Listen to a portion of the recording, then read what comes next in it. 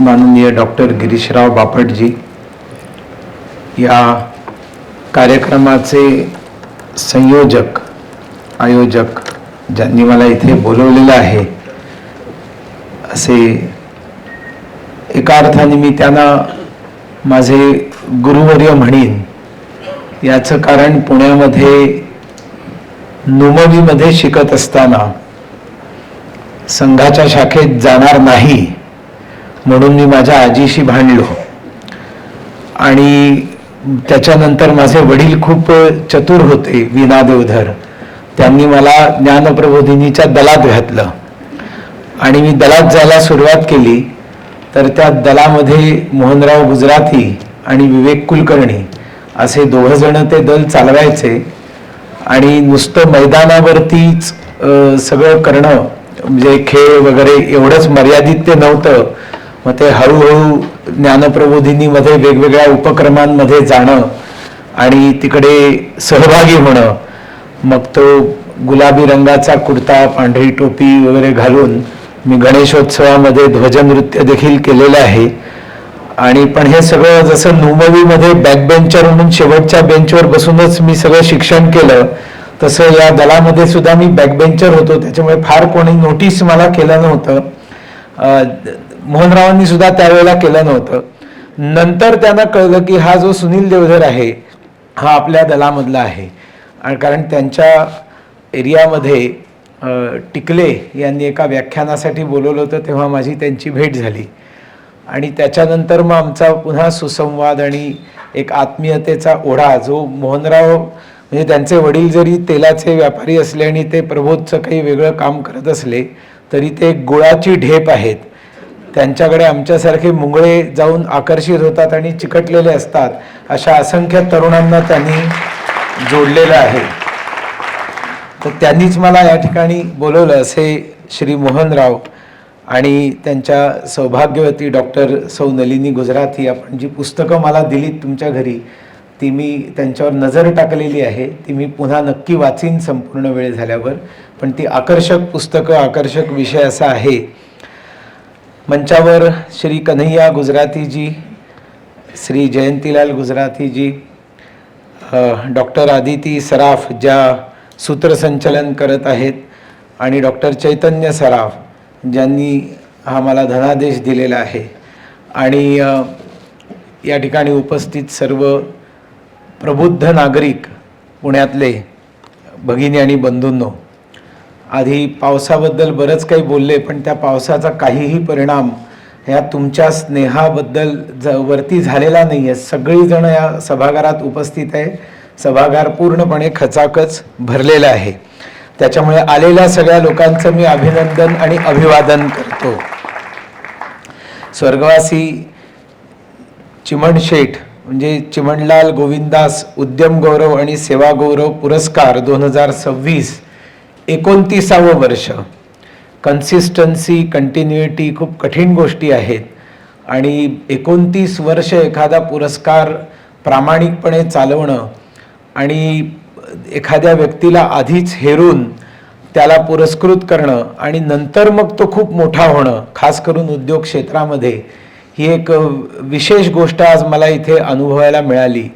आणि म्हणजे तुमची निवड किती योग्य होती आणि निवड किती योग्य आहे हे म्हणजे जसं जय हिंद मला लहानपणापासून माहिती आहे, पण देशभर प्रवास करत असताना राया मी अनेक ठिकाणी बघितलं, पण ते राया देखील यांचंच आहे हे आज इथे आल्यानंतर मला कळलं. त्याच्यामुळे अशा अनेक गोष्टी तुम्ही व्यवस्थित, आणि त्याच्यासाठी जी शोध समिती आहे, सुनील माळी माझे जुने मित्र आहेत, पत्रकार आहेत आणि पुढारीचे संपादक आहेत.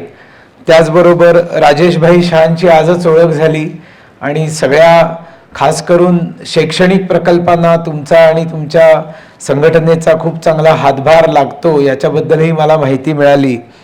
आणि गिरीशराव तर आम्हा सगळ्यांचेच गुरु आहेत. म्हणजे त्यांनाही मी लहानपणापासून बघत होतो त्याला ते खूप तरुण होते, आता ते खूप जास्त तरुण दिसत आहेत.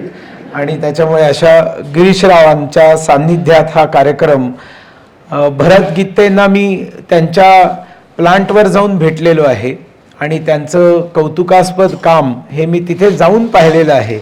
आणि त्याच्यामुळे रामराव गीतेंनीच माझी त्यांची ओळख करून दिली होती. ते COEPच्या जे ॲल्युमिनाय आहे त्यांची सगळी जी स्टुडंट्स युनियन जी आहे पास स्टुडंट्सची, त्याचे ते सतत अध्यक्ष म्हणून निवडून येतात आणि ते आताही त्याचे अध्यक्ष आहेत. याही वेळेला ते निवडून आलेले आहेत. ज्यांच्या व्हिडिओ क्लिपवर आपण त्यांना पाहिलं होतं. तो पुरस्कार अत्यंत योग्य आहे हे अगदी छातीठोकपणे मी सांगतो. दिनेश जैनजी, माधव गोडबोलेजी म्हणजे संगीत शिक्षक आणि 40व्या वर्षापर्यंत संगीत शिक्षक, आणि तुम्ही काय काय, भलं ते खूप छोटं असेल, व्हॉल्यूमनी दिसणारं लहान काम असेल, पण ते खूप महान काम आहे. आणि तुमचं भाषणही खूप छोटं होतं. आणि माझ्या असं लक्षात आलं की पुणेकर लहान भाषण असलं तर जास्त टाळ्या वाजवतात, पण म्हणून जास्त टाळ्यांच्या अपेक्षांमध्ये मी माझं लहान भाषण बिलकुल करणार नाहीये. मला दिलेली वेळ त्यांनी 30 मिनिटाची आहे, पण आधी हा कार्यक्रम घड्याळाच्या काट्यावर चालला होता आणि त्याच्यामध्ये त्यांनी एक 5-10 मिनिटं लवकरच मला माईक दिल्यामुळे मी 5-10 मिनिटं वापरणार आहे.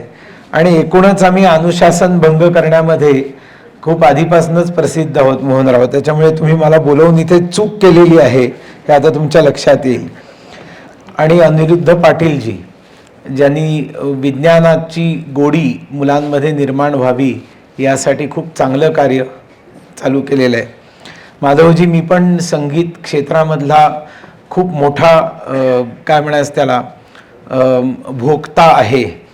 आणि लोक कोणी किराणा घराण्याचं सिंगर असतं, कोणी लखनौ घराण्याचा सिंगर असतो. मी हमाम घराण्यातला सिंगर आहे. पुण्यातल्या काही लोकांना कळलं है ना, काही लोकांना उशिरा कळलं, आता सगळ्यांना कळेल मी बाथरूम सिंगर आहे. तर पण मला फार जास्त नाहीत, एक 5-6 हजार हिंदी चित्रपटांची गाणी अंतरा मुखडा पूर्णपणे पाठ आहेत. म्हणजे आपण भेंड्या खेळलात तर मी एकीकडे आणि आपण सगळे एकीकडे असलं तरी विजय माझा होईल याची मला खात्री आहे. लताजी, आशाजींचा मी भक्त आहे आणि या दोघी बहिणींनी मला फक्त 15 मिनिटं भेट दिली होती आणि दोघी माझ्याबरोबर 2.5 तास बसल्या होत्या. आणि दोघींनी मला एकदा उपमा, एकनी पोहे, त्याच्यानंतर आईस्क्रीम, मग कॉफी असं सगळं खायला घातलं. आणि चक्क लताबाईंनी मला जाताना सारेगमचा कारवा भेट दिला. म्हणजे असे खूप कमी लोक आहेत ज्यांना मंगेशकरांनी भेट दिलेली आहे, त्याच्यापैकी मी एक आहे. तर आज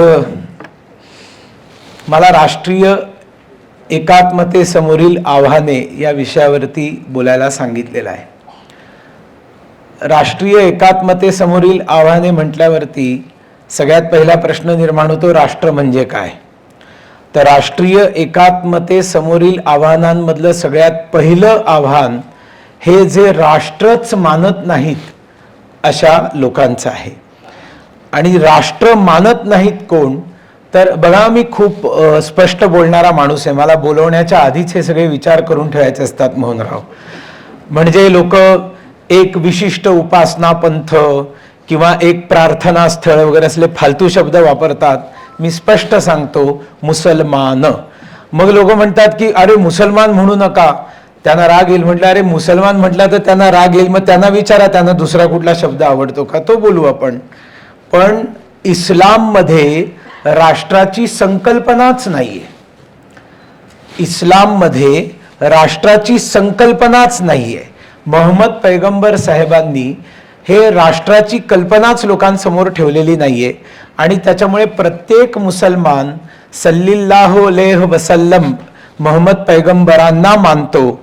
आणि ते जे बांग देतात त्याच्यामध्ये ते स्पष्टपणे सांगतात की मोहम्मद हाच एकमात्र पैगंबर आहे आणि अल्लाह हा एकमात्र देव आहे. आणि त्याच्यामुळे आपण जो मूर्खपणा करतो, अल्लाह आणि ईश्वर एकच आहे हे आपण म्हणत असतो, ते अजिबात म्हणत नाहीत, ते अजिबात मानत नाहीत. कारण ते असंच म्हणतात की अल्लाह हा एकमात्र देव आहे आणि त्याच्यामुळे ईश्वर आणि अल्लाह एक आहेत हे आपण म्हणतो, कारण ती आपली शिकवण आहे. ते अजिबात म्हणत नाहीत. आणि तुम्ही ज्या वेळेला म्हणता त्याला आनंद होत असतो त्यांना हे वाटत असतं की ठीक आहे, हे मूर्खपणा करतायत ते करत राहू देत, आम्हाला जे करायचे ते आम्ही करत राहणार आहोत. आणि त्यांनी संपूर्ण जगासमोर आता थ्रेट निर्माण केलेला आहे. आता हे वेगळं मी सांगण्याची गरज नाही. युरोपामध्ये लाखांचे मोर्चे निघतायत आणि तिकडचे लोक म्हणतायत की हे जे घुसखोर आलेले आहेत किंवा शरणार्थी म्हणून ज्यांना आम्ही घेतलेलं आहे त्यांना या देशातनं बाहेर काढा. अशा प्रकारचे खूप मोठी आंदोलनं युरोपामध्ये चाललेली आहेत. म्हणजे हा अकराळ विकराळ प्रश्न सगळ्या जगाच्या समोर, आणि भारताने तो ओळखलाच नाही, भारताला तो कळलाच नाही. याचं सगळ्यात मोठं धडधडीत उदाहरण म्हणजे आपण सगळीजण जे बाळबोधपणे गाणं गातो, लताबाई आशाबाई दोघांनी ते गाणं गायलं, आपणही शाळांमध्ये गातो, सारे जहां से अच्छा हिंदोस्तां हमारा, हम बुलबुले है इसकी ये गुलसिता हमारा. हे गीत हे आपल्यासाठी लिहिलेलंच नाहीये. याच्यामध्ये हम हा जो शब्द आहे जागोजागी, it is only meant for Muslims. तुम्ही जर शांतपणे ते गीत नीट ऐकलत आणि त्याचा एकेका शब्दाची चिरफाड केलीत तर तुमच्या लक्षात येईल की हे गीत हे हिंदूंसाठी किंवा मुसलमान सोडून अन्य कुठल्याही समाजासाठी लिहिलेलंच नाहीये. आणि मग ह्याच्यावर मी संपूर्ण 2 तास भाषण करू शकीन, त्याच्यासाठी वेगळं मला बोलवावं लागेल. असं मी एकाच ह्याच्यामध्ये सगळं ते करत नाही. फक्त त्याच अल्लामा मोहम्मद इक्बालनी हेच गीत कंटिन्युएशनमध्ये तराना ए मिल्लत, इंटरनेटवर जाऊन तुम्ही जर हे गीत पूर्ण वाचलं तर त्याच्या पुढच्या ओळी ज्या गायल्या जात नाहीत त्या तुम्हाला सांगतो म्हणजे खुलासा होईल. चीनो अरब हमारा, हिंदोस्तां हमारा, मुस्लिम है, हम वतन है, सारा जहां हमारा. हे त्याच गीताच्या पुढच्या ओळी आहेत ज्या आपल्याला कोणालाही माहिती नाहीत. पंडित नेहरूंनी कधी सांगितल्या नाहीत, इंदिरा गांधींनी कधी सांगितल्या नाहीत. आता हळूहळू एक एक गोष्टी मोदी सांगतायत, हे पण सांगतील, काळजी करू नका. पण ए आबे गंगा तुझको शायद हो याद वो दिन, उतरा तेरे किनारे था कारवा हमारा हमारा, सारे जहां से अच्छा हिंदोस्तां हमारा. ए आबे गंगा, गंगा नावाच्या पाण्या, आठवतो का तुला तो दिवस, तुझ्या किनारी आमचा कारवा जेव्हा उतरला होता. गंगेच्या किनारी आपल्या सगळ्यांचा कारवा कधी उतरला होता? आपण कारवामध्ये राहणारे लोक कधी होतो? आपण कबायली कधी होतो? गंगा आधी की हिंदू आधी, भारतीय आधी? प्रश्नाचं सरळ उत्तर आहे भारतीय आधी, गंगा नंतर अवतरलेली आहे. त्याच्यामुळे गंगेच्या किनारी आमचा कारवा कधीच उतरला नव्हता. महाराजा भगीरथांनी परिश्रमपूर्वक त्या गंगेला या देशामध्ये अवतरित केलं होतं. डिटेलिंगमध्ये मी जात नाही. गंगेच्या किनारी कारवा इस्लामचा उतरला होता. त्याच्यामुळे सगळीकडे हम हा शब्द जो आहे हा इस्लामसाठी उल्लेखून आहे. आणि कवी असे श्लेष करत असतात, अशा अनेक हिडन गोष्टी त्यांच्या काव्यामध्ये असतात. सामान्य लोकांना ते कळत नाही, सावरकरांसारख्या लोकांना ते सगळं कळतं. आणि त्याच्यामुळे ते ज्या वेळेला सांगतात त्याला आपण गंभीरतेने घेतलं पाहिजे. दुर्दैवानी सावरकरांना या देशाने गंभीरतेने घेतलं नाही आणि त्याच्यामुळे आपण हा इस्लामचा धोका समजू शकलो नाही. आज आपल्या देशासमोर सगळ्यात मोठं आव्हान, राष्ट्रीय एकात्मतेसमोर जे आव्हान आहे ते डेमोग्राफीचं आव्हान आहे. म्हणजे मुसलमानांची वाढती लोकसंख्या. आपण फार काय पुण्यामध्येच तुम्ही बघा ना की कोंडवा, तुम्ही जर 25-30 वर्षांपूर्वीचा कोंडवा आठवलात तर त्या कोंडव्याची परिस्थिती आजच्यासारखी होती का? 50 वर्षांपूर्वी जर गेलात त्यावेळेला काय होता, 25 वर्षांपूर्वी काय होता आणि आता काय आहे, ह्याचा जर तुम्ही विचार केलात, आज हिंमत नाही तुमची कोणाची कोंडव्यामध्ये. आणि जर कोणी इथे धर्मनिरपेक्षतावादी असतील आणि माझं सगळं म्हणणं चुकीचं आहे वगैरे म्हणत असतील तर माझं त्यांना एक निवेदन आहे की भविष्यात तुम्हाला जेव्हा केव्हा इन्व्हेस्टमेंट करायची असेल प्रॉपर्टीमध्ये, कोंडव्यामध्ये फ्लॅट विकत घ्या ना. कोणी घेणार नाही. हे सगळे जे बाता मारतात धर्मनिरपेक्षतेच्या ते व्यवस्थित सदाशिव नारायणामध्ये आपली जागा विकत घेतात आणि तिथे आपलं जीवन सुरक्षित ठेवून मग सगळ्या जगाला शिकवत असतात की काय तुम्ही काय हिंदू हिंदू म्हणून करता. तर प्रचंड लोकसंख्या वाढत चाललेली आहे, प्रचंड लोकसंख्या वाढत चाललेली आहे. आणि त्याचं एक उदाहरण बोलता बोलता मोहनराव बोलून गेले की पश्चिम बंगाल ज्या वेळेला जिंकला त्यावेळेला सगळ्यांनी एक सुटकेचा निश्वास सोडला. का? कारण पश्चिम बंगाल हा फक्त बंगालच्या हिंदूंना एक धोका असा निर्माण झालेला नव्हता, तो सगळ्या देशाला, राष्ट्रीय सुरक्षेला धोका निर्माण झाला होता. कारण एक मोठी सीमा ही बांगलादेशाची ही पश्चिम बंगालला जोडून आहे. ती मोठी सीमा खूप पूर्वीपासनं, म्हणजे मी ज्यावेळेला ईशान्य भारतामध्ये प्रचारक होतो आणि त्याच्यानंतर 1998 साली संघाने माझी 2000 व्याख्यानं 1.5 वर्षामध्ये संपूर्ण महाराष्ट्र प्रांतात प्रत्येक तालुक्यात ठेवली, तेव्हाच मी पुस्तक लिहिलं आणि तेव्हाच मी पूर्वांचलाबद्दल जागृती केली होती. तर त्या काळातही त्रिपुराला बांगलादेशाची बॉर्डर, आसामला बांगलादेशाची बॉर्डर, मेघालयाला बांगलादेशाची बॉर्डर आणि पश्चिम बंगालला या बांगलादेशाची बॉर्डर, या सगळ्या असुरक्षित सीमा होत्या. प्रचंड घुसखोरी या सगळ्या सीमांवरनं व्हायची. पहिल्यांदा भारतीय जनता पक्षाने ज्यावेळेला देशामध्ये सरकार अटलजींच्या माध्यमातून बनवलं, त्यांनी बॉर्डर फेन्सिंग करायला सुरुवात केली. पण कुठल्याही राज्य सरकारांनी, जी भाजपची नव्हती, कुठे कम्युनिस्टांचं होतं, कुठे काँग्रेसचं होतं, म्हणजे त्रिपुरा आणि बंगाल कम्युनिस्टांकडे होतं तेव्हा आणि आसाम काँग्रेसकडे होतं. राज्य सरकारचा जोपर्यंत सहयोगाचा वाटा नसेल, तुम्ही बॉर्डर फेन्सिंग सारख्या गोष्टी करू शकत नाहीत, कारण बांगलादेशाकडनं सहयोग मिळण्याची शक्यताच नव्हती. पण नंतर मोदी सरकार आल्यानंतर पहिल्यांदा आसाम भाजपने जिंकलं, नंतर त्रिपुरा भाजपने जिंकलं, ज्या त्रिपुराला 80% सीमा ही बांगलादेशची होती.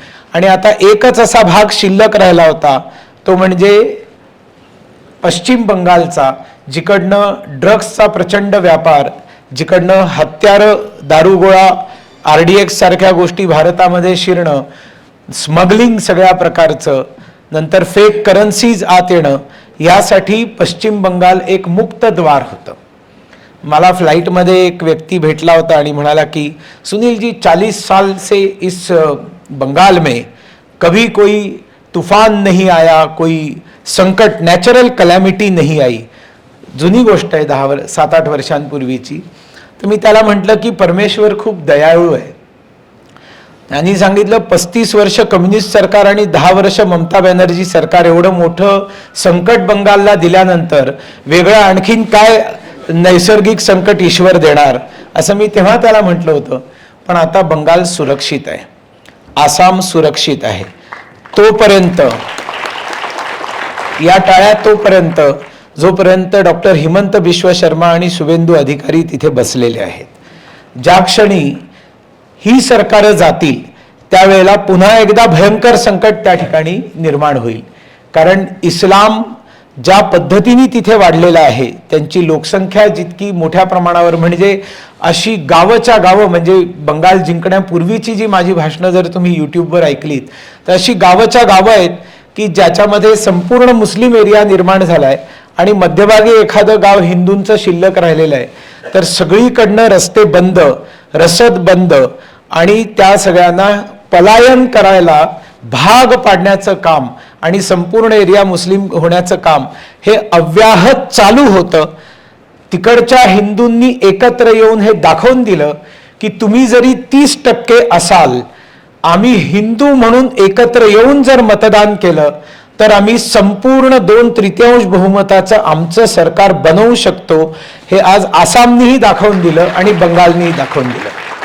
आसाम आणि बंगाल यांनी आपल्याला एक धडा शिकवलेला आहे की कशा पद्धतीने हिंदू हिताचं सरकार बनू शकतं. पण ते अगदी तात्पुरतं आहे. त्याच्यामुळे फक्त आपण या गोष्टीला वेसण घातलेली आहे. वाढत्या लोकसंख्येचं करणार काय? इतक्या मोठ्या प्रमाणावरती लोकसंख्या त्यांची वाढत चाललेली आहे. कारण मोहम्मद पैगंबर साहेबांनी खूप बुद्धिमानीनी, बुद्धिचातुर्यानी हे ओळखलं की लोकसंख्या ही अल्टिमेटली महिला वाढवते. त्याच्यामुळे शत्रूची लोकसंख्या कमी करायची असेल तर शत्रूंच्या महिलांना उचलून आणलं पाहिजे आणि पुरुषांना मारून टाकलं पाहिजे. आणि म्हणून मोठ्या प्रमाणावरती युद्धामध्ये किंवा लुटालूट जेव्हा व्हायची त्यावेळेला ते पुरुषांना मारून टाकायचे आणि महिलांना उचलून न्यायचे. अगदी अखेरचा हा तुला दंडवत सोडून जाते गाव, हे गाणं तुम्ही लताजींचं ऐकलं तर ते गाणं कशासाठी आहे, त्याच्यात वर्णन काय आहे? मुसलमानांनी लुटून नेलेल्या ज्या हिंदू महिला आहेत त्या हिंदू महिलांचं मंतव्य त्या गाण्यामध्ये आहे. आणि अशा पद्धतीने सगळा इतिहास जर तुम्ही शिवाजी महाराजांचा काय त्यांच्या आधीपासनचा काढला, तैमूर लंगड्यापासनं बख्तियार खिलजी, अलाउद्दीन, मोहम्मद घोरी वगैरे, तर सगळे महिलांना उचलून द्यायचे. कारण पैगंबरांनी त्यांना तसं सांगितलेलं आहे म्हणून ते करायचे. कारण शत्रूंच्या महिला उचलून द्यायच्या. आणि म्हणून लव जिहाद हा जो आता चर्चेला जो विषय खूप मोठ्या प्रमाणावर आलाय आणि ज्याच्या देशामध्ये दर वर्षाला 3-4 लाख घटना घडत आहेत, ज्या माहिती आहेत आणि ज्या माहिती नाहीत त्याची काही आपल्याला मोजदाद अजून नाही. तर आपल्या मुलींवरती संकट आहे. सगळ्यात पहिली गोष्ट मुलींवर संकट आहे. आणि दुसरं मुलांवर संकट कसं आहे, तर सगळ्या प्रकारचे ज्याला आपण नशा म्हणतो, या नशा केल्यामुळे नपुंसकता वाढते, डिप्रेशन वाढतं आणि मोठ्या प्रमाणावर हिंदू मुलांमध्ये नशेखोरी वाढत चाललेली आहे. आणि नशेचे खूप मोठे मोठे जे व्यापारी आहेत हे सगळे मुसलमान आहेत. आणि तुम्ही जर नीट तुलना केलीत तर तुम्हाला असं लक्षात येईल की मुसलमान मुलांमध्ये नशेचं प्रमाण अत्यल्प आहे. त्यांच्यामध्ये जी शिकवण आहे, त्यांच्यामध्ये जे संस्कार आहेत लहानपणापासून दिलेले, त्या संस्कारांवरच ती पिढी मोठी होत असते आणि ते नशेपासून दूर असतात. त्याच्यामुळे हा नशा हा सगळा हिंदूंसाठी आहे. व्यापार करणारे ते लोक आहेत. समाज मात्र त्याच्यापासून तुलनेने खूप चांगल्या पद्धतीने त्यांनी सुरक्षित ठेवलेला आहे. आमच्या मुली आई बनायला तयार नाही आहेत. आमच्या मुली लग्न करायला तयार नाही आहेत. आणि एकच मूल आणि एका मुलाच्या पुढे जायला तयार नाही आहेत. नातीगोती संपत चाललेली आहेत, सणवार संपत चाललेले आहेत. मुलं डिप्रेशनमध्ये जात आहेत कारण एकच मूल असतं आणि त्याला जरा काही शाळेमध्ये कोणी रागवलं तर लगेच तो घरी येऊन सांगतो आणि मग आई भांडायला जाते त्या शिक्षकाशी की तुम्ही माझ्या मुलाला रागवू कसे शकता म्हणून.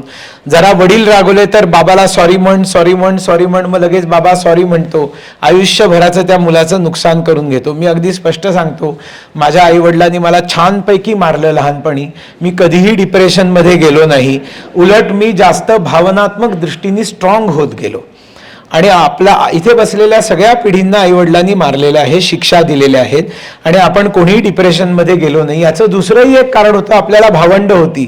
म्हणून मोहनराव तुमच्या मी ऐकलं आणि मला खूप आनंद झाला की 8 बहिणी आणि 6 भाऊ. भारत आता पुन्हा त्याच दिशेने गेला पाहिजे, नाहीतर भारत शिल्लक राहणार नाही. आणि त्याच्यामुळे ही मानसिक दृष्टीने मग त्याला काही त्या मुलाला आपलेपणा देणारं कोणी नाही. आईवडील दोघं नोकरी करणार म्हणून मग एक कुत्रं आणून ठेवायचं आणि मग त्या कुत्र्याबरोबर तो इतका इमोशनल होता. ते कुत्रं 4 वर्ष 5 वर्ष जगतं. आता कुत्राप्रेमी मी सुद्धा आहे, प्रचंड कुत्राप्रेमी आहे. माझ्याकडे 10 कुत्री आहेत, त्याच्यातली 2-4 स्ट्रे आहेत. मी पण स्ट्रेंना प्रेम करतो. मी रस्त्यावर त्यांना खायला घालत नाही, जाऊन त्यांना घरी बोलवतो आणि मग घरी ठेवतो. कारण ज्याप्रमाणे मला त्या कुत्र्यांवर प्रेम आहे त्याप्रमाणे वयोवृद्ध लोक आणि जे कुत्र्यांना घाबरतात अशा सगळ्या लोकांबद्दलही माझ्या मनामध्ये प्रेम आहे ना. त्याच्यामुळे या दोघांचाही नीट बॅलन्स झाला पाहिजे. पण हे कुत्र्याचं पिल्लू घरी आणायचं त्याला डिप्रेशनमधनं बाहेर काढण्यासाठी आणि मग भविष्यामध्ये या डिप्रेशनमधनं बाहेर निघण्यासाठी तो ड्रग्सचा वापर करायला सुरुवात करतं. ते एकुलतं एक अपत्य. आणि आता तर अजून मोठा हॉरिबल प्रश्न सगळ्यांच्या समोर उभा राहिलाय, तो म्हणजे AI आहे, आर्टिफिशियल इंटेलिजन्स म्हणणं. त्या मुलाचा एकाकीपणा पूर्णपणे दूर होणार आहे. तो कॉम्प्युटरवरती बसेल आणि त्याला हवा तसा मित्र, हवी तशी मैत्रीण, त्याला हवं तसं इमोशनल त्याचं इंटेलिजन्स पूर्णपणे चोरी करून तशा प्रकारचा चॅट करणारे, गप्पा मारणारे व्हर्च्युअल मित्र निर्माण होतील जे अस्तित्वातच नाहीत. आणि त्यांच्याबरोबर तो गप्पा मारू शकतो. ते त्याला ज्ञान देऊ शकतात. ते ज्ञान म्हणजे त्यांना जे द्यायचंय ते ज्ञान ते ह्याला देत राहतील. आणि दुर्दैवाची गोष्ट म्हणजे आजकाल ती मुलं व्हर्च्युअल सेक्स देखील करायला लागलेली आहेत. आणि त्याच्यामुळे या सगळ्या गोष्टी खूप हॉरिबल आहेत, खूप गंभीर आहेत. राष्ट्रासमोरचं ते सगळ्यात मोठं आव्हान आहे. आणि हे आव्हान ऑस्ट्रेलियासारख्या पंतप्रधानांनी, इंग्लंडच्या पंतप्रधानांनी ओळखलेलं आहे.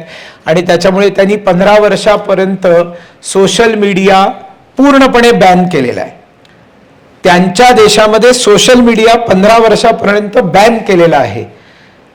सोशल मीडियात जर नाही तर स्मार्टफोनचा काही उपयोगच नाही. स्मार्टफोनचा उपयोगच सोशल मीडियासाठी, व्हॉट्सअप काढून टाका, इन्स्टा काढून टाका, फेसबुक काढून टाका, इंटरनेट त्याच्यातलं गेलं, या सगळ्या गोष्टी गेल्या, तर तुम्हाला त्या मोबाईलचा उपयोग आहे. त्यापेक्षा जुना नोकियाचा जो मोबाईल होता तो फक्त कम्युनिकेशनसाठी होता.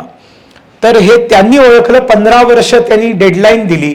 आमच्या पूर्वजांनी आम्हाला 15 वर्षाची डेडलाईन दिली होती, ती आपण विसरलो होतो. लालयेत पंचवर्षांनी ताडयेत दशवर्षांनी प्राप्तेषु षोडशे वर्षे पुत्रम मित्रम वदाचरेत. पहिले 5 वर्ष लाड करा, नंतरची 10 वर्ष त्याला चांगलं ठोकून काढा. तो ताडयेत दशवर्षांनी. 15 वर्ष झाली ऑस्ट्रेलियाचे पंतप्रधान, 15 वर्ष झाली. प्राप्तेषु षोडशे वर्षे, 16व्या वर्षामध्ये प्रवेश केला की मग पुत्राशी मित्रासारखं वागायला सुरुवात करा. माझे वडील सांगायचे की मुलाच्या पायाच्या चपलेचा साईज वडिलांच्या पायाच्या चपलेचा झाला की मग त्याला मारायचं नाही, त्याला रागवायचं नाही, त्याशी मैत्रीपूर्ण व्यवहार करायचा. हे सगळं आमच्या पूर्वजांनी जे चांगलं सांगितलं होतं ते आम्ही सोडून दिलं आणि अंधाधुंद पाश्चात्तीकरणाच्या मागे लागलो. आज मुसलमानांमध्ये असं काहीही होत नाहीये. अशा मुसलमान मुली तुम्हाला फार विरळा मिळतील की ज्या म्हणतील हमको शादी नहीं करनी है, हमको बच्चे नहीं चाहिए. आणि अजूनही असे मोठ्या प्रमाणावरती तुम्हाला मुसलमान मिळतील जे एकापेक्षा अधिक बायका करतात. आणि अगदी ते हम 5 हमारे 25 जरी नसलं तरी ते मोठ्या प्रमाणावरती संतती निर्माण करतात. आणि ते अत्यंत काटेकोरपणे त्यांना पैगंबर साहेबांनी जे सांगितलेलं आहे त्या सगळ्या गोष्टींचं ते पालन करत असतात आणि जगभर पालन करत असतात. त्यांना काहीही फरक पडत नाही की दुसऱ्या मुसलमानाची जात काय आहे, त्याची भाषा काय आहे, त्याचा देश काय आहे, त्याचा रंग काय आहे, त्याची सांपत्तिक स्थिती काय आहे. ते सगळे जगातले मुसलमान एक आहेत. त्यांना शिकवलेल्या शिकवणुकीवरती ते अत्यंत काटेकोर आहेत, प्रामाणिक आहेत. अप्रामाणिक आपण आहोत, आपल्यामध्ये दोष निर्माण झालेले आहेत. त्याच्यामुळे राष्ट्रीय एकात्मतेसमोरील ते आव्हान हे आपण निर्माण केलेलं आहे. आपल्याला सावरकरांनी वारंवार सावधान करण्याचा प्रयत्न केला, डॉक्टर बाबासाहेब आंबेडकरांनी सावधान करण्याचा प्रयत्न केला. म्हणजे फाळणी झाली त्यावेळेला या 2 महापुरुषांसह डॉक्टर श्यामाप्रसाद मुखर्जींनी सुद्धा म्हटलं की जर फाळणी करायचीच असेल धर्माच्या आधारावरती तर सर्व मुसलमानांना इकडनं तिकडे पाठवा, भारतामध्ये एकही मुसलमान ठेवू नका. तिकडच्या सगळ्या हिंदू, शीख, बौद्ध, जैन सगळ्यांना इकडे घेऊन आणा, तिथे कुठलाही अमुसलमान ठेवू नका. हे या तिन्ही महापुरुषांनी सांगितलं होतं. आणि हे सर्व सोडा, महम्मद अली जिन्नांनी सुद्धा सांगितलं होतं ठीक आहे तयार आहे, सगळे मुसलमान द्या इकडे पाठवून. कारण जिन्नांना कॉन्फिडन्स होता महात्मा गांधी ऐकणार नाहीयेत. त्याच्यामुळे तो वाईटपणा मी कशासाठी घेऊ, त्यांना म्हणू देत ना. आणि तसंच झालं. महात्मा गांधींनी सांगितलं की तिकडच्या सगळ्या अमुसलमान सगळ्यांना मी इथे यायला सांगतो, इकडच्या मुसलमानांना मात्र मी जायला सांगत नाही, कारण तुम्ही आमचेच आहात आणि आम्ही तुमच्याशी कुठलाही भेदभाव करणार नाही. म्हणूनच ते महात्मा होते. आणि त्याच्यामुळे आज आपल्या स्थितीमध्ये जी एक सगळ्यात मोठं संकट आपल्याला बघायला मिळतं ते आहे, त्याच्याबद्दल खूप बोलता येईल, लँड जिहादवर बोलता येईल, कशा पद्धतीने कब्जा केला. पण आपण जर नीट पाहिलं तर नरेंद्र मोदी सरकार गेल्या 12 वर्षांमध्ये हळूहळू करून जशा पद्धतीने शक्य आहे तशा पद्धतीने जिसको कहते नकेल कसना हे त्यांच्या पद्धतीने प्रयत्न करतायत. जसं आपल्या लक्षात नसेल आलेलं, मुलींच्या लग्नाचं वय मोदींनी 21 वर्ष केलं. आता कोण हिंदू 21 वर्षाच्या आधी आपल्या मुलीचं लग्न करत होता? ना के बराबर. कोण करत होतं? मुसलमान करत होते. 18 वर्षाची मुलगी झाली की लग्न, 19व्या वर्षी पहिलं मूल, 20व्या वर्षी दुसरं मूल, 21व्या वर्षी तिसरं मूल. 18व्या वर्षामध्ये सेक्सची भावना खूप तीव्र असते, मॅच्युरिटी कमी असते. 21 वर्षाची झाल्यानंतर मुलीमध्ये मॅच्युरिटी वाढलेली असते, ती नवऱ्याला सांगू शकते नको आता मूल म्हणून, पण ती 18व्या वर्षी सांगू शकत नाही. आणि या सगळ्या गोष्टींचा विचार करून तो केला. लोकसंख्या नियंत्रण केलं पाहिजे वगैरे हे सगळं ठीक आहे, पण या देशामध्ये हिंदू लगेच काय म्हणायचं आज्ञाधारकपणे गोष्टी पाळायला सुरुवात करतात आणि मुसलमान सगळ्या धाब्यावर बसवत असतात. त्याच्यामुळे लोकसंख्या नियंत्रणाचा कायदा आणला तर काटेकोरपणे हिंदू पालन करतील आणि मुसलमान पालन करतायत की नाही ते बघायला जाण्याची प्रशासनाची हिंमत नाहीये. जशी कोंडव्यामध्ये जाण्याची प्रशासनाची हिंमत नाहीये, तशी हिंमत कुठल्याही गोष्टीचा, नियमांचा काटेकोरपणे पालन होतंय की नाही, कायद्याचं पालन होतंय की नाही, तिथे कुठलंही कायद्याचं राज्य नसतं, जिथे मिनी पाकिस्तान बनलेले असतात. आणि त्याच्यामुळे हा एक खूप मोठा धोका आहे. याच्यावरती उपाय काय आहेत त्याच्यावरती वेगळी चर्चा करावी लागतील. जगामध्ये असं कुठलंही कुलूप नाहीये की ज्याची किल्ली निर्माण केलेली नाहीये. कुठलाही व्यापारी कुलूप निर्माण करतो, सोबत किल्ली निर्माण करतो. ईश्वरांनी जर कुलूप निर्माण केलेलं आहे तर त्याला किल्ली दिलेली आहे. माझ्या मते ती किल्ली डॉक्टर केशव बळीराम हेडगेवारांनी दाखवलेली होती. त्या किल्लीच्या आधारावरती जे 100 वर्षामध्ये संघांनी हिंदू संघटन उभं केलं, हिंदूंच्या मनामध्ये आत्मविश्वास निर्माण केला, हिंदूंच्या मनामध्ये संवेदना क्षमता निर्माण केली, प्रसंगी रस्त्यावर उतरून संघर्ष करण्याची, त्याग करण्याची तयारी निर्माण केली हिंदू समाजामध्ये. जातीपाती विरहित अशा प्रकारचं संघटन उभं करण्याचा यशस्वी प्रयत्न अत्यंत शांतपणे, गुपचूप, गाजावाजा न करता जर करून दाखवलं असेल तर हे 100 वर्षाचं संघाचं सगळ्यात मोठं योगदान आहे असं मला वाटतं. ज्याप्रमाणे इस्लामचा धोका आहे राष्ट्रीय एकात्मतेला, त्याप्रमाणे ख्रिश्चनिटीचा देखील धोका आहे. याचं कारण असं आहे की त्यांनी देखील कधीही देशाची कल्पना ठेवलेली नाही. भले त्यांचे सगळ्यांचे देश आहेत, त्यांचे सगळ्यांचे देश आहेत, पण ते अख्रिश्चन देशांसाठी ते त्याचा विचार करत नाहीत. त्यांनी इंग्लंडनी इथे कॉलनी म्हणून भारतामध्ये ज्यावेळेला कंपनीचं राज्य इथे आणलं, आता सगळी डॉक्युमेंट्स उपलब्ध आहेत आणि आपण अगदी नक्की या डॉक्युमेंट्सच्या वरती जे काही व्हिडिओज असतील किंवा त्याचे जे पुरावे आहेत त्याची शहानिशा करा. इंग्रज या ठिकाणी व्यापार करण्यासाठी आलेले नव्हते. ईस्ट इंडिया कंपनी देखील व्यापार करण्यासाठी आलेली नव्हती. ज्याप्रमाणे चर्च ही एक संस्था त्यांनी सेना म्हणून वापरली होती, त्याप्रमाणे धर्मप्रचारासाठीच ईस्ट इंडिया कंपनी आली होती. आणि त्याच्यामुळे आपण त्यांच्या सापळ्यात सापडलो की ते व्यापार करण्यासाठी आलेत, व्यापार करण्यासाठी आलेत. एकच उदाहरण सांगायचं, नॉर्थ ईस्टच्या अनेक वर्ष मी काम केलंय. नॉर्थ ईस्टमध्ये, मेघालयामध्ये खासी जयंतिया समाजामध्ये मी गेलो त्यावेळेला तिथे 75% ख्रिश्चन होते आणि 25% जे ख्रिश्चन नव्हते ते स्वतःला हिंदू म्हणत नव्हते. त्याच्यामुळे सुरुवातीच्या काळात खूप संघर्ष करावा लागला. त्यांना हे पटवावं लागलं की मी काही तुमचा शत्रू नाहीये, कारण ख्रिश्चन मिशनऱ्यांनी त्या शिल्लक राहिलेल्या हिंदूंच्या डोक्यात टाकलं होतं की यू आर नॉट हिंदूज आणि या सगळ्या हिंदू समाजांनी तुमचं शोषण केलेलं आहे, तुम्ही भारतीय नाही आहात. म्हणून चर्चवरती मला वॉल रायटिंग्स वाचायला मिळाली होती 1991 साली. Now stop treating like an Indian colony, now stop treating us like an Indian colony, we are Khasis by blood, Indians by accident, Indian dogs get lost, भारतीय कुत्र्यांनो चालते व्हा. 15 ऑगस्ट 26 जानेवारीला 3-3, 4-4 दिवस बंद. कुठल्याही शाळेमध्ये झेंडावंदन करायची हिंमत केली तर त्याला गोळी घालून ठार करायचे. अशा परिस्थितीत ज्यावेळेला नॉर्थ ईस्ट होता त्यावेळेला पुण्यातनं जाऊन प्रमोद नारायण दीक्षितांनी बलिदान दिलेलं होतं. त्यांना उल्फाच्या दहशतवाद्यांनी गोळ्या घातल्या होत्या. उत्तर प्रदेशातनं ओम प्रकाश चतुर्वेदींना बोडोलँड्समध्ये गोळ्या घातल्या होत्या. केरळमधनं गेलेल्या मुरली कृष्णनना दहशतवादी उचलून घेऊन जातात. सरकारचं प्रेशर आल्यावरती सोडण्यासाठी पर्याय देतात की तू आसाम सोडून जा. तो म्हणतो की मी आसाम सोडून जाणार नाही, तुम्ही मला सोडलं तर मी आसाममध्येच संघाचं काम करीन. तर शरीराचे तुकडे तुकडे करून मुरली कृष्णनांची हत्या होते. हे जसे बाहेर न आलेल्या लोकांनी तिथे बलिदानं दिलेत, तशी तिकडच्या स्थानिक समाजाच्या अनेक कार्यकर्त्यांनी संघाच्या बलिदानं दिलेत. हे सगळं घडलेलं आहे त्या दशकांमध्ये, ज्यावेळेला हे 15 ऑगस्ट आणि 26 जानेवारी देखील साजरा करू देत नव्हते.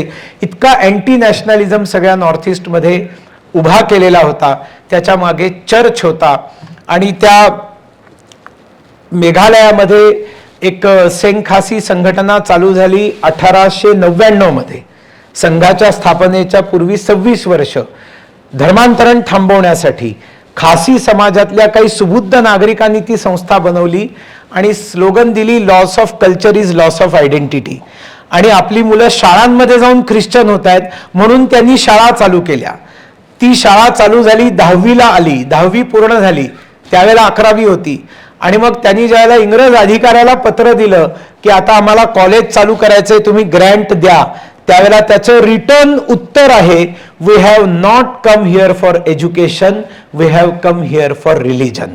म्हणजे हे त्यांच्या डोक्यात सगळीकडे स्पष्ट होतं की हा इंग्रज या ठिकाणी राज्य करायला आले होते, शोषण करायला आले होते सगळं, पण त्यांच्या धर्माचं राज्य इथे प्रस्थापित करण्यासाठी आले होते. आणि त्यांनी या भारताला कॉलनी म्हणून त्यांचा उपयोग केला. आपल्याला ठाऊक आहे, आफ्रिकाचा एक मिशनरी ब्रदर टोटोचं विधान आहे की आमच्याकडे ज्यावेळेला मिशनरी आले त्यावेळेला आमच्या हातात आमच्या जमिनी होत्या, त्यांच्या हातात त्यांचं बायबल होतं. त्यांनी आमचा विश्वास संपादन केला, त्यांच्यावर विश्वास ठेवला, त्यांनी आम्हाला डोळे मिटायला सांगितले प्रार्थनेसाठी, आम्ही डोळे मिटले आणि डोळे उघडतो तर काय दिसलं, आमच्या जमिनी त्यांच्या हातात आहेत आणि त्यांचं बायबल आमच्या हातात आहे. आणि त्याच्यामुळे हे सगळे धोके हे भारताच्या राष्ट्रीय एकतेच्या समोर आहेत. नागालँड फॉर ख्राइस्ट म्हणून प्रचंड रक्तसंहार झालेला आहे त्या ठिकाणी. मिझोराममध्ये सगळ्या मिझोरामला ख्रिश्चन बनवण्यासाठी निरपराध चकमांच्या हजारांच्या संख्येने हत्या झालेल्या आहेत जे बुद्ध धर्माला मानतात. रियांगांवरती बलात्कार, त्यांना तिकडनं पलायन करायला भाग पाडणं आणि ते सगळे पलायन केलेले रियांग जनजाती त्रिपुरामध्ये आसाममध्ये येऊन राहिले. याचं कारण ते ख्रिश्चन बनायला तयार नव्हते, ते कट्टर निसर्गाची उपासना करणारे होते म्हणून त्यांना तिकडनं बाहेर काढलं होतं. म्हणजे ही सगळी चर्चची षडयंत्र. आणि चर्च कशा कशामध्ये नाहीये. इथे आता सांगितलं मी, एक सपनो से अपनो तक म्हणून एक माझा प्रोजेक्ट आहे. हा प्रोजेक्ट काय आहे तर हरवलेली मुलं जी असतात किंवा चाइल्ड लेबरमध्ये कुठेतरी दुसऱ्या तिसऱ्या राज्यात पकडलेली मुलं असतात त्यांना पोलीस पकडतात आणि बालगृहामध्ये नेऊन सोडतात. त्यांचे आईवडील शोधण्याचं काम पोलिसांचं नसतं, बालगृहांचं संचालन चाइल्ड वेलफेअर कमिटी करत असते आणि बालगृहाचे अधिकारी करत असतात. बालगृह सरकारी असतात, नाहीतर बालगृह ही NGO चालवतात ज्यांना फंडिंग मोठ्या प्रमाणावरती CSR फंडिंग मिळतं. तुमच्यासारखे दानदाते करतात. मुलं आली की त्या मुलांना चांगल्या प्रकारचं खाणं पिणं औषध पाणी वगैरे मिळावं हे त्या बालगृहांचं काम असतं. पण तो एक टेम्पररी शेल्टर असतो. त्यांचं काउन्सिलिंग करायचं, भेदरलेल्या मनस्थितीतनं त्यांना बाहेर काढायचं, त्यांच्या गप्पांमधनं क्ल्यू काढायचे आणि आई वडील शोधून काढायचे. आई वडिलांना माहिती पोचवायची की तुमचा मुलगा आमच्या इथे सापडलेला आहे, त्याला येऊन घेऊन जा. मग ते आल्यावरती कायद्याची प्रक्रिया पूर्ण करून त्या मुलाची कस्टडी, मुलीची कस्टडी आई वडिलांना द्यायची आणि मग ते आपल्या मुलाला घेऊन जाणार. ही प्रक्रिया असते. 15,000 बालगृह आहेत, 1.5 लाख मुलं आज देशामधली त्या बालगृहांमध्ये पडलेली आहेत. त्याच्यातली 1.25 लाख मुलं अनाथ नाहीत, सिंगल पेरेंट्सचे नाहीत, हे हरवलेली मुलं आहेत आणि त्यांना त्यांच्या आईवडिलांपर्यंत पोचवता येऊ शकतं. पण बालगृह हे काम करत नाहीत, कारण मुलं असतील तर त्यांना फंड्स मिळतात आणि त्याच्यामुळे 18 वर्षापर्यंत लिगली ते मुलांना ठेवू शकतात. 10 वर्ष 12 वर्ष ती मुलं त्या बालगृहात राहतात, आई वडिलांना विसरतात. मुलं बाहेर पडल्यानंतर मुली सेक्स वर्कर्स बनतात, नाहीतर मुलं ड्रग ट्रॅफिकिंगमध्ये नाहीतर क्रिमिनल ॲक्टिव्हिटीजमध्ये जातात. हे आमच्या लक्षात आलं ज्यावेळेला मेघालयाच्या नॉर्थ ईस्टसाठी माय होम इंडिया काम करते म्हणून आम्ही मेघालयाच्या मुली आल्या तसं कळलं म्हणून सोडवायला गेलो तर 150 मुली दिसल्या. त्या म्हणाला अंकल हमको भी घर भेजिए. आणि मग आम्ही तो प्रकल्प चालू केला. अशी एक एक मुलाचं मुलीचं काउन्सिलिंग करून एकेका बालगृहाला वाढवत जाऊन वेगवेगळ्या बालगृहांमध्ये मग महाराष्ट्राच्या बाहेर पडून वाराणसी, पटना, बंगाल, दिल्ली अशा राज्यांमध्ये बालगृहांमध्ये जाऊन आम्ही त्या मुलांचं काउन्सिलिंग करून त्या मुलांचे आई वडील शोधून काढून आम्ही आजपर्यंत 3,700 हरवलेल्या मुलांना त्यांच्या आई वडिलांपर्यंत पोहोचवलेले आहेत. हे लाख रुपये जे मोहनरावांनी दिलेत ते त्याच्यासाठी दिलेले आहेत. त्यांनी लाख दिलेत, आपणही 10-15,000, 20,000, 25,000 देऊ शकता. कारण आपण दिलेल्या निधीमधनं असाच कुठला तरी हरवलेला जे मूल आहे ते त्याच्या आईवडिलांपर्यंत पोचणार आहे. अशा पद्धतीने जी 3700ची संख्या आहे त्याच्यात 1,500 मुसलमानांची मुलं आम्ही घरी पोचवलेली आहेत, 500 ख्रिश्चनांची मुलं आम्ही घरी पोचवलेली आहेत. म्हणजे आमच्यामध्ये ती धर्मांधता नाहीये, आम्हाला देशाची सुरक्षा हा प्रश्न आहे. आणि मग ज्या मदर टेरेसाला या देशात भारतरत्न दिलं जातं, त्याच मदर टेरेसाच्या मिशनरीज ऑफ चॅरिटीच्या झारखंड मधल्या बालगृहामधनं 200 मुलं गायब झाल्याची बातमी आपण लवकर कसे विसरून जातो?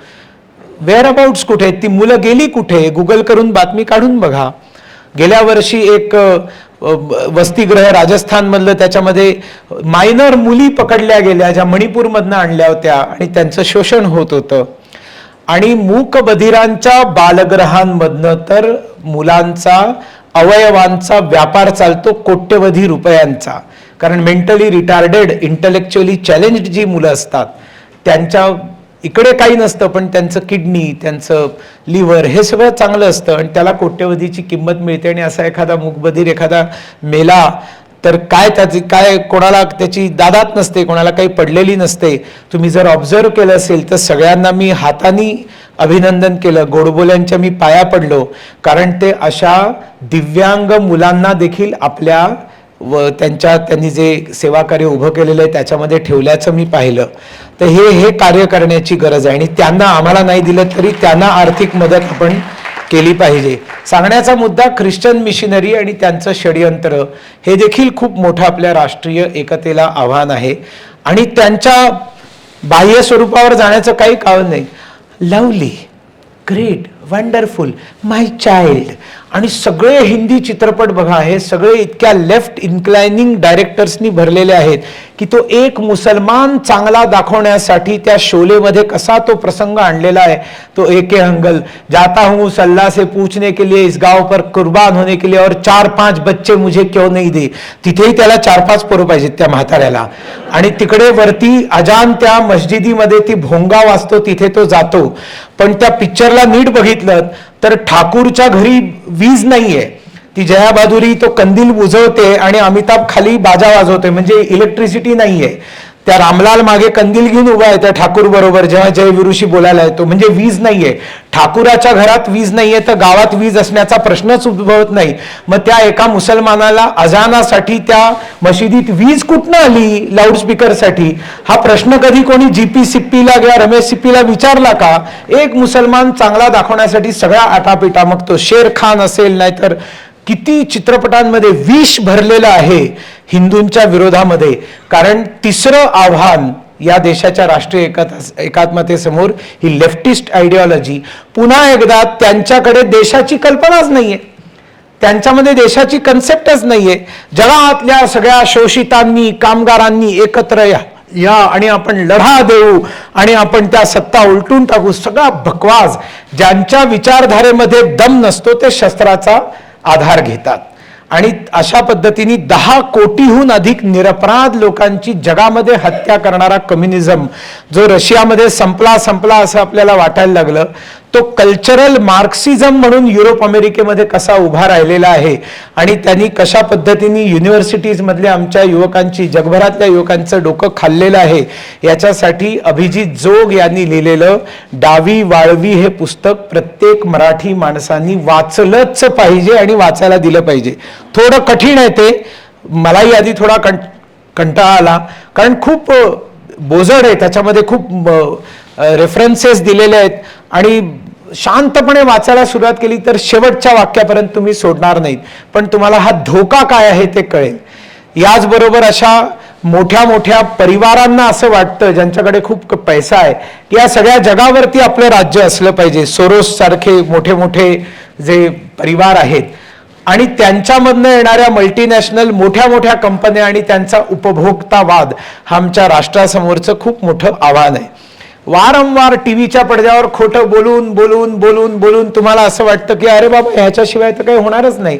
जुनं उदाहरण आहे, मुरली मनोहर जोशी जी मंत्री होते त्यांच्या घरी त्यांची मोलकरीण यायची, तिची येऊन बसे, अरे बापरे मला वाटलं तू चिठ्ठी देतोयस की काय, थांबव म्हणून. तर ती चक्क पाणी दिलं, आणखीन एक धोका.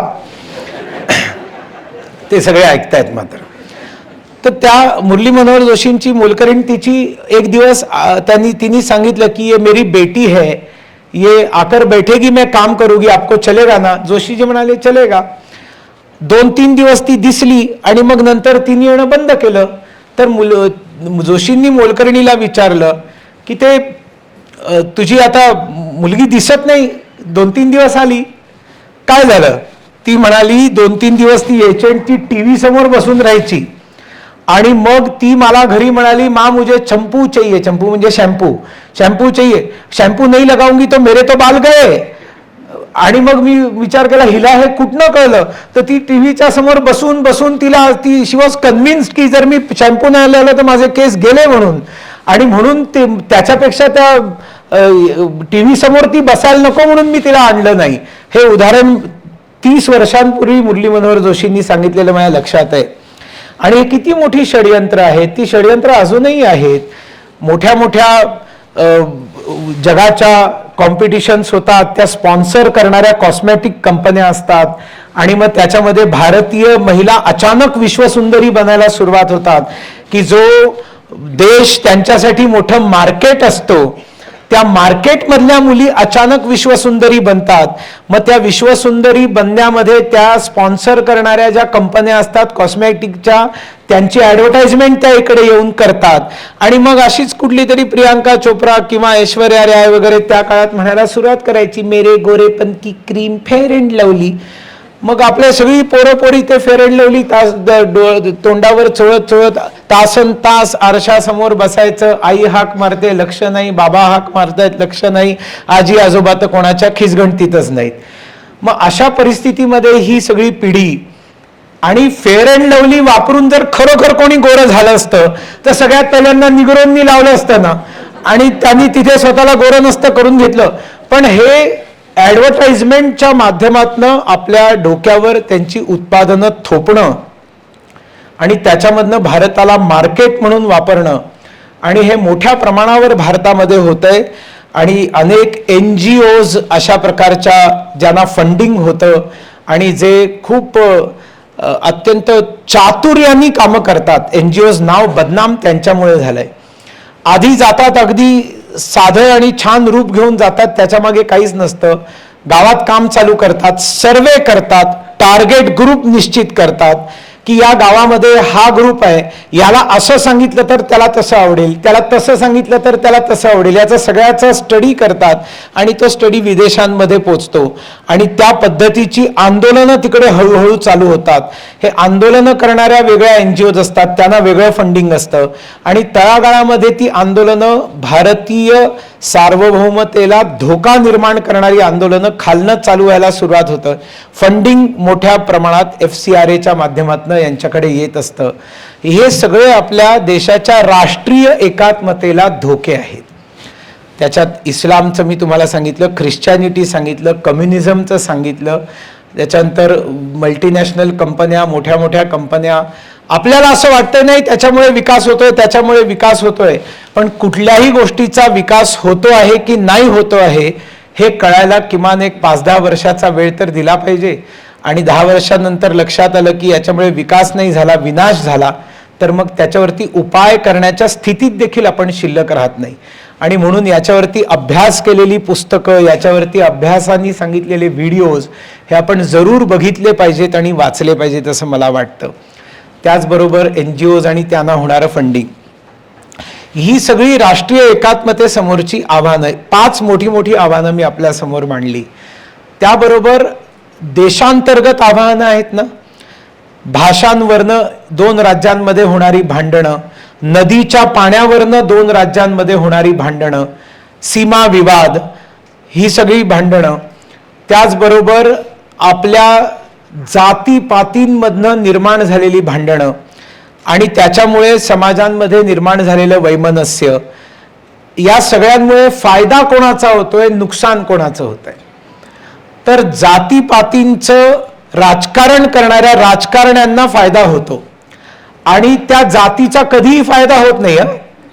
म्हणजे समजा शरद पवारांनी मराठा पॉलिटिक्स जरी केलेलं असलं तरी मराठ्यांचं शरद पवारांमुळे कधी भलं झालंय असं कोणी सांगणारा मिळणार नाही. कारण निवडक कॉन्ट्रॅक्टर्स आणि निवडक घराणे यांचं भलं नक्की झालेलं असेल.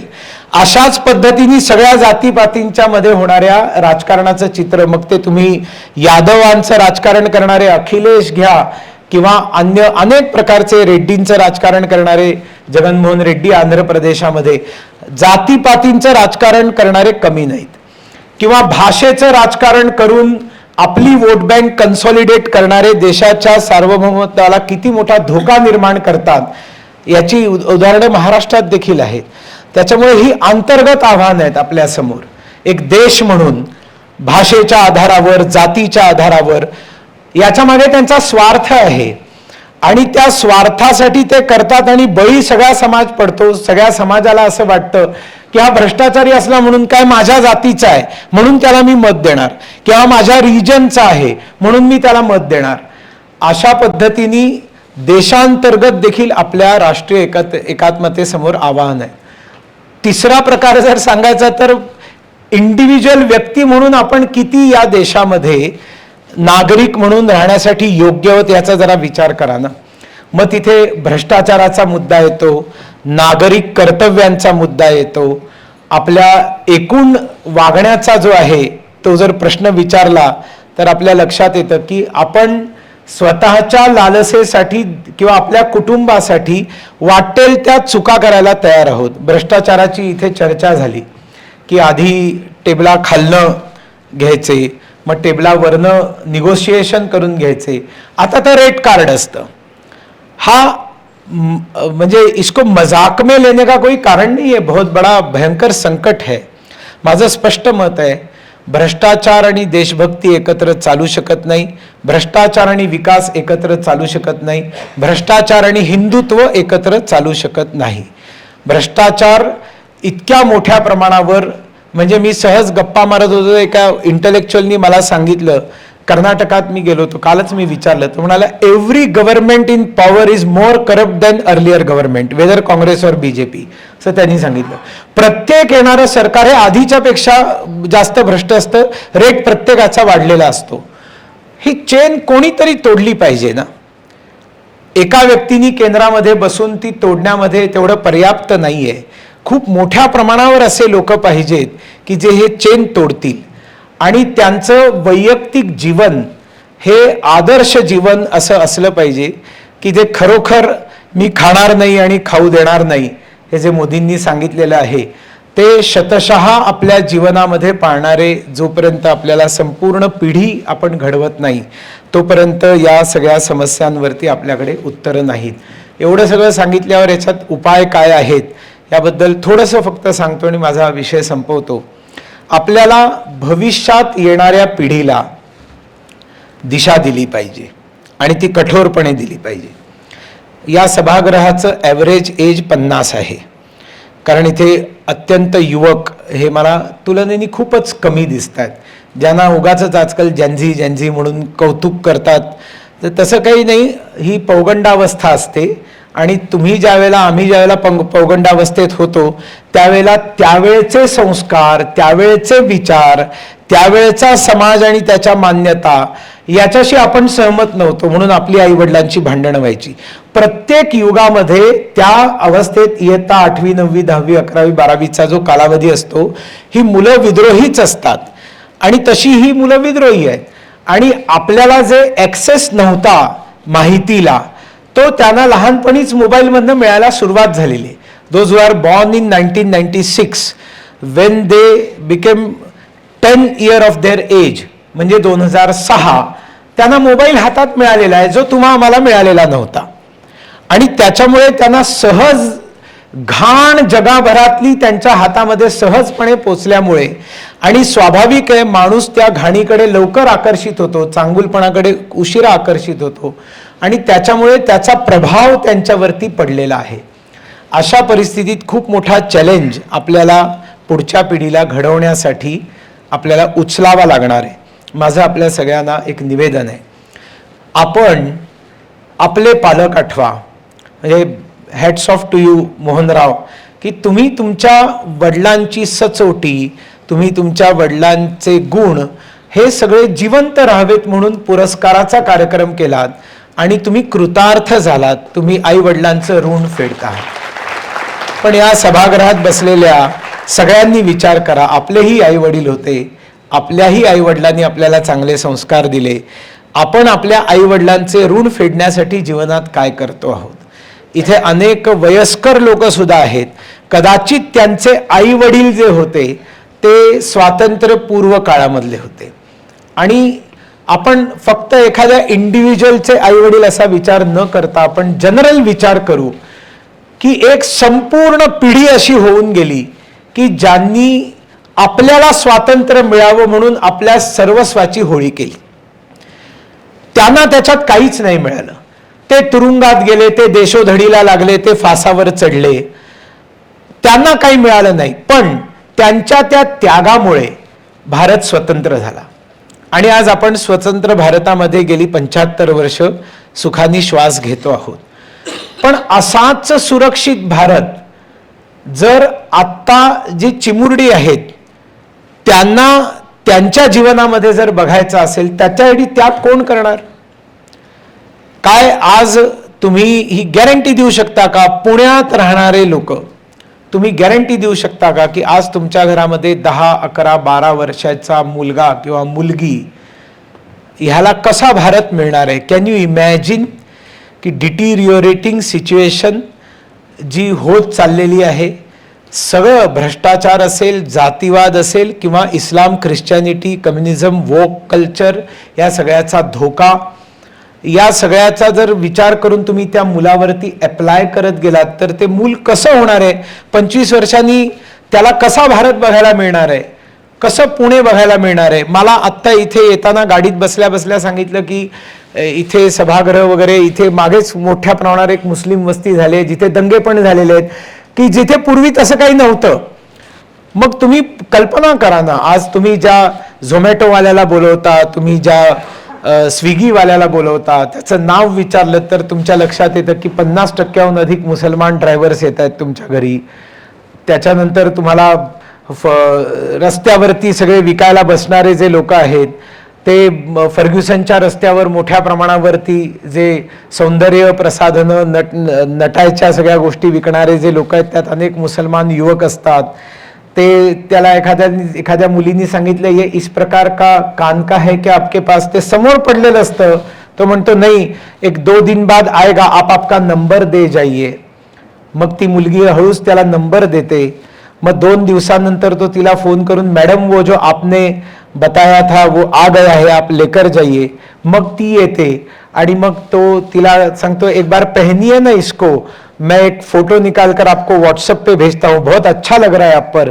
ती मुलगी पटकन आपला एक फोटो त्याला देते आणि नंतर त्याचं चॅटिंग चालू होतं आणि थोड्या दिवसांनी ती मुलगी म्हणते, मेरा अब्दुल वैसा नहीं है, आणि नंतर ती काही तुकड्यांमध्ये नंतर आई वडिलांना मिळते.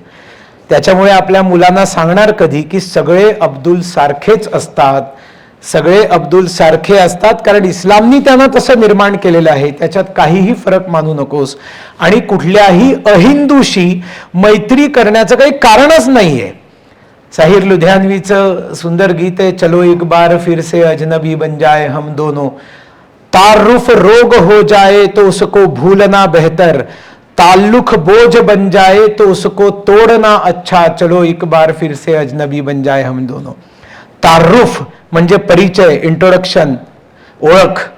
रोग बन जाए तो उसको भूलना बेहतर, त्याची माझी ओळख आहे पण ती ओळख रोग बनणार आहे, भूल जाओ. ताल्लुक बोझ बन जाए, संबंध जर बोझा बनत असतील तो उसको तोडना अच्छा. म्हणून अहिंदूंची ताल्लुकचीही जरूरत नाहीये, तारुफची जरूरत नाहीये, ताल्लुकचा प्रश्नच निर्माण होत नाही, काही गरज नाहीये. 120 कोटी हिंदू आहेत, खूप चॉईस आहेत मैत्री करायला, प्रेम करायला, लग्न करायला. पण तुम्हाला आज असं वाटत असेल हा काहीतरी खूपच जास्त बोलतो आहे, पण मला 40 वर्षांनंतरचं भयंकर चित्र दिसतंय. विकसित भारत वगैरे तोपर्यंत बनणार नाही जोपर्यंत सगळ्या हिंदू समाजाचं सगळ्या प्रकारच्या कामांमध्ये सक्रिय योगदान राहणार नाही. गणपती जवळ येत आहेत, आपल्या गणपतीच्या मूर्तिकाराला फोन करा आणि सांगा की मी तीच गणपतीची मूर्ती विकत घेईन जिच्या हातामध्ये शस्त्र असतील. कम्युनिस्टांनी, लेफ्टिस्टांनी गेल्या 60-70 वर्षात जो धुमाकूळ कला क्षेत्रात घातला, आमच्या गणपती बाप्पाच्या हातातली शस्त्र गायब झाली. हिंदू समाजाला लढायलाच तयार नाही करायचं, त्याच्यासमोर शस्त्रच नाही ठेवायची. ममता बॅनर्जींनी तर दुर्गापूजा पेंडलमध्ये दुर्गेच्या हातातली शस्त्र काढून घेऊन पुस्तकं ठेवायला सांगितली. ठीक आहे, पुस्तकं ही शस्त्र आहे, पण आधी लढण्याची शस्त्र. आणि म्हणून धाडस शिकवणं, मला आत्ता भेटले होते एक जे गिर्यारोहण वगैरे शिकवतात, त्याच्यात धाडस शिकवलं पाहिजे. धाडस, सगळ्या प्रकारचं धाडस लहानपणापासून मुलांमध्ये आलं पाहिजे. सर्व एक्स्ट्रा करिक्युलर ॲक्टिव्हिटींमध्ये मुलांना घाला, नाचायला शिकवा, काही अडचण नाही, पण आधी लढायला मुलींना शिकवा. तुम्हाला माहिती नाही ती ज्या वेळेला 15 वर्षाची होणार आहे तिला काय लढावं लागणार आहे, कोणाशी लढावं लागणार आहे, काय सिच्युएशन होणार आहे देशामध्ये, पुण्यामध्ये. आणि म्हणून सर्व प्रकारच्या मार्शल आर्ट्सच्या प्रशिक्षणांमध्ये आपण आपल्या मुलामुलींना ॲडिशनली घातलं पाहिजे. ॲडिशनली ते आधी आलं पाहिजे, पोहायला आलं पाहिजे, चढायला आलं पाहिजे, लढायला आलं पाहिजे. त्याच्याबरोबर लौकिक शिक्षण उत्तम आहे. आणि म्हणून 70-80 वर्षांपूर्वीचे गणपतीचे जर तुम्ही चित्र बघितलीत तर तुम्हाला लक्षात येईल, गुगल करून बघा, वडिलांकडनं मिळालेला त्रिशूळ गणपतीच्या हातात आहे आणि दुसरा परशु आहे ज्यांनी गणपतीने अनेक राक्षसांचा वध केला आहे. आणि जर तुमच्या घरी तीच मूर्ती आली जिच्या हातात शस्त्र नसतील तर त्या मूर्तीच्या बाजूला 2 शस्त्र ठेवा आणि त्याची पूजा करायला आपल्या मुलांना शिकवा. ज्याप्रमाणे आपण दान करताना स्वतः दान करत नाही, आपल्या अशा चिमुरड्याला म्हणतो हे घे 10 रुपये आणि तू दे, कारण तो दान करण्याचा संस्कार त्याला लहानपणापासून लाभावा. अशा पद्धतीने शस्त्र असली पाहिजेत. घरामध्ये दर्शनी पुस्तकं ठेवली पाहिजेत, क्रोकरी नाही. त्या क्रोकरीचा काय, कुठल्या ताटलीत आम्ही पोहे खातो, आणखीन कुठल्या कपामध्ये. आमच्या मुलांनी हॉलंडवरनं तो कप पाठवला, एवढा मोठा कप, आणि ती बाई कॉफी पाजते एवढ्याशा कपामध्ये. एवढंच आहे तर मग त्याच्यात पुण्यामध्ये तेवढी कॉफी पाजते हीच मोठी गोष्ट आहे, म्हणून मी त्या कपाचं काही बोलत नाही. राग मानायचं कारण नाही, मी पण पुणेकरच आहे, दिल्लीत सध्या राहत असलो तरी. वाचायला शिकवा, महापुरुषांची चरित्र शिकवा.